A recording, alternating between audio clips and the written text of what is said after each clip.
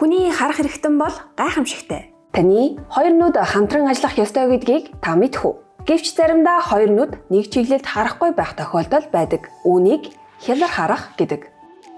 Тэгвэл хялар гэж юу вэ?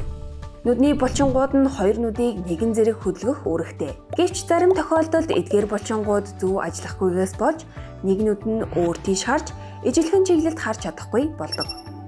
Бид хэрхэн 3D хардаг вэ?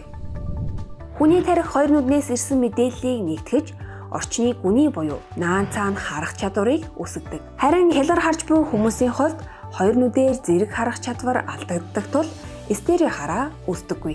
Залхуу нүд буюу амблиопи. Хэрэв хугалын гажиг болон хялрыг эртэлрүүлж эмчлэхгүй бол залхуу нүд үүсэж тарих зөвхөн нэг нүдний мэдээллийг ашиглаж эхэлнэ. Үүнийг залхуу нүд буюу амблиопи гэж нэрлэдэг. Тэгвэл хялрыг хэрхэн эмчлэх вэ? Харааны шил. Зарим хүүхдийн дотог шилар зөв харааны шил зөөвөл хараа зөв тэнцвэртэй болдог. Харааны дасгал.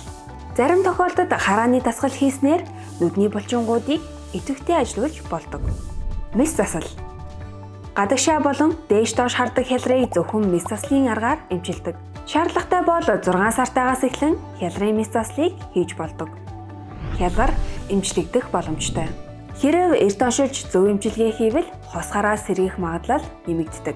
Тиймээс хүүхдийн харааг тогтмол шалгуулж, шаардлагатай бол эмчилгээг хугацаанд нь хийх ёстой.